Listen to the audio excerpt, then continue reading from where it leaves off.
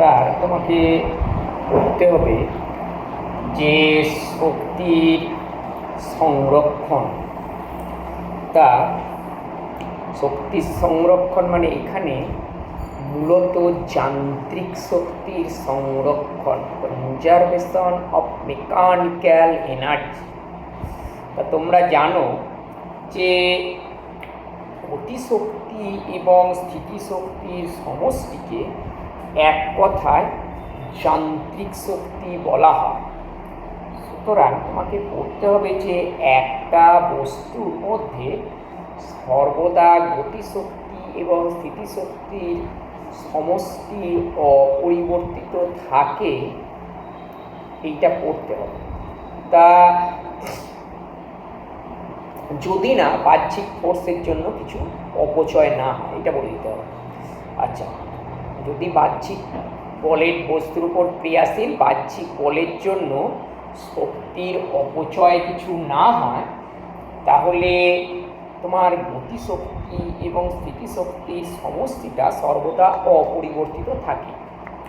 এই মর্মে অলরেডি এর আগে পড়েছ যে একটা বস্তুকে যদি এইচ উচ্চতা থেকে ছেড়ে দেওয়া হয়, তাহলে অর্থাৎ অবাধে পতনশীল বস্তু প্রতি পয়েন্টে তোমার যান্ত্রিক শক্তি বা গতিশক্তি ও স্থিতিশক্তির সমষ্টি সর্বদা অপরিবর্তিত থাকে। তাহলে এখন এটাকেই পড়তে হবে, যদি নততল বরাবর একটা বস্তু গতিশীল হয়, তাহলে তার যান্ত্রিক শক্তি অপরিবর্তিত থাকে কি না। তাহলে ধরো এই রকমের একটা নততল আছে, এইরকম।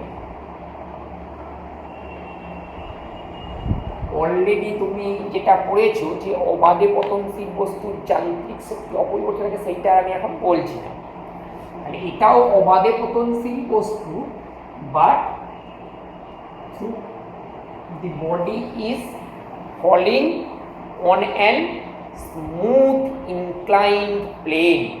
The body is falling on a smooth inclined plane.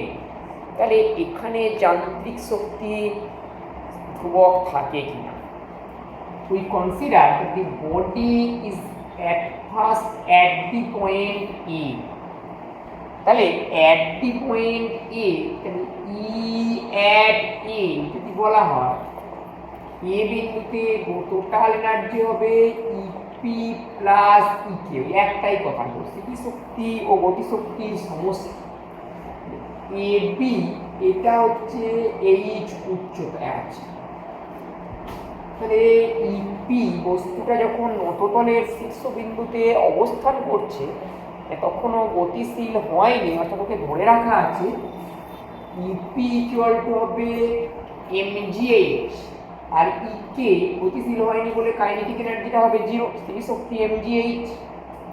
সুতরাং ই at a equal to MGH. এবার ধরা যাক বস্তুটাকে এ বিন্দু থেকে ছেড়ে দেওয়া হবে এবং অর্থাৎ বস্তুটা নততল বরাবর, এই মসৃণ এসি নততল বরাবর তোমার অবাধে গতিশীল হতে লাগে। তাহলে after some time we consider that the body comes to the point D. এই পয়েন্ট আমরা ডি বলছি। তাহলে ডি বিন্দুতে টোটাল এনার্জি আমরা দেখতে চাইছি। তাহলে ওই একই কথা, ডি বিন্দুতে টোটাল যান্ত্রিক শক্তি হচ্ছে পোটেনশিয়াল এনার্জি ইপি প্লাস ইকে। তাহলে এইটা ডি বিন্দুটা ধরো এ বিন্দু থেকে এক্স গভীরতায় অবস্থিত, এক্স মিটার নিচে অবস্থিত। তাহলে ডি বিন্দুতে পোটেনশিয়াল এনার্জি হবে mg into H minus x plus kinetic energy m vd square, where vd is the velocity at the point d. তাহলে এখন আমাদের ফর্মুলা হচ্ছে যে v square equal to u square plus 2s।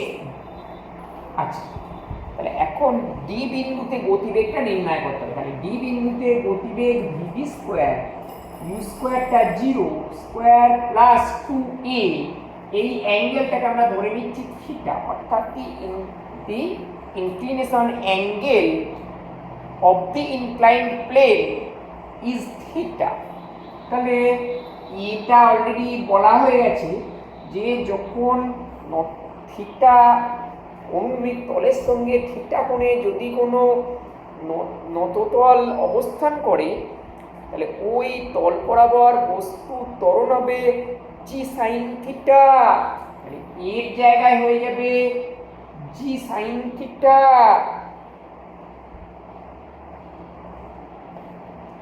এর জায়গায় হয়ে যাবে জি sine theta into S. S মানে এডি, এডি এতটা দূরত্ব তোমার নেমেছে। আচ্ছা, এইবার এই কোণটা থিটা মানে এই কোণটাও হয়ে যাবে দেখো থিটা। তাহলে এডিই থেকে নাম দিচ্ছি কি, এডিই ত্রিভুজ থেকে কি পাবে? তাহলে ফ্রম ট্রায়াঙ্গেল এডিই সাইন থিটাটা কি পাবে দেখো, এডিই ত্রিভুজে সাইন থিটা ইকুয়াল টু হবে এই বাই এডি।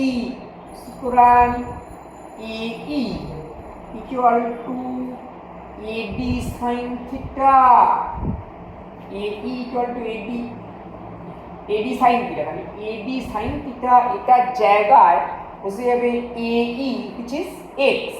সুতরাং x equal to AD sine theta.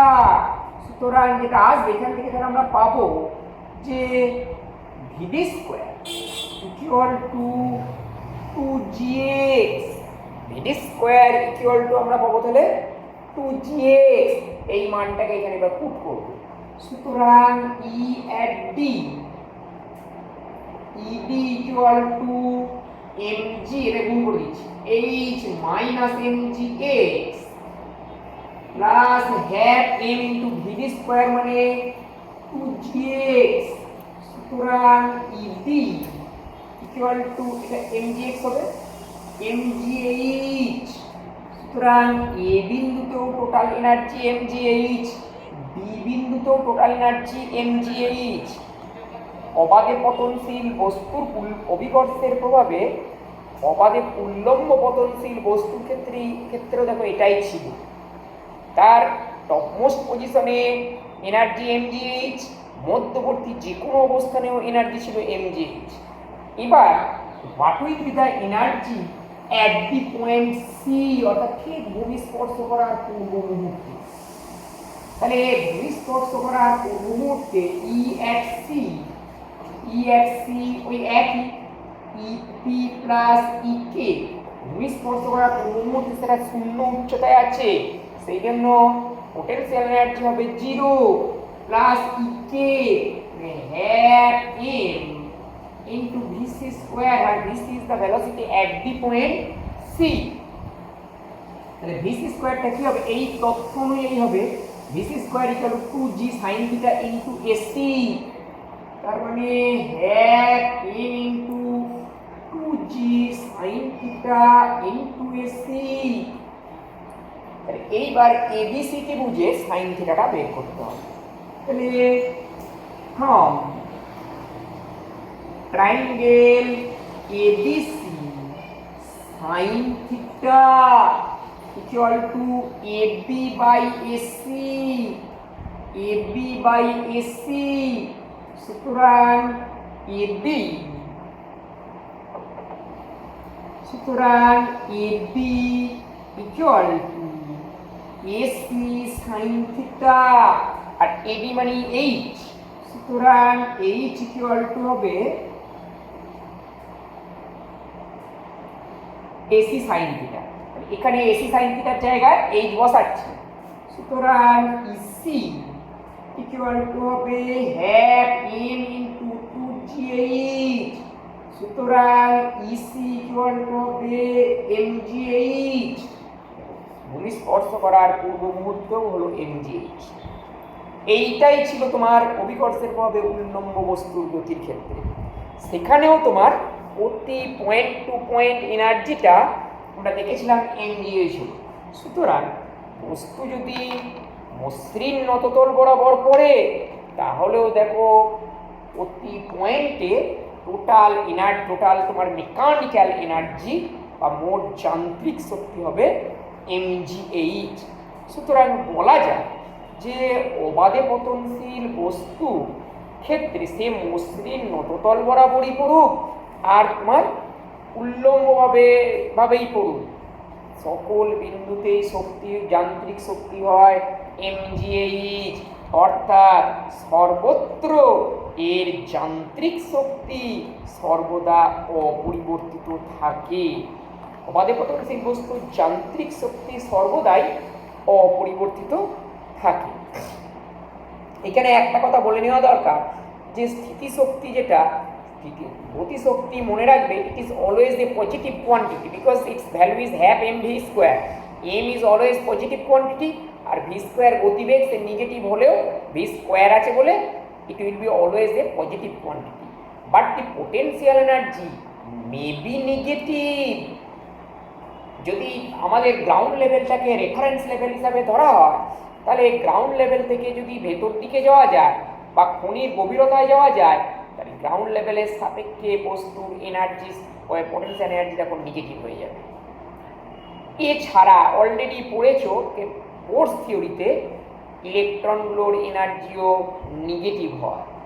এছাড়া আরও তুমি পড়বে যে সূর্যের চারদিকে, মহাকর্ষ অধ্যায় থেকে পড়তে হবে, সূর্যের চারদিকে যখন পৃথিবী আবর্তন করে তখনও পৃথিবীর টোটাল এনার্জি হয় নেগেটিভ। সো তখনও পৃথিবীর পোটেনশিয়াল এনার্জিও নেগেটিভ হয়। So the potential energy may be both. The potential energy of a body may be either positive or negative, but the kinetic energy is always a positive quantity.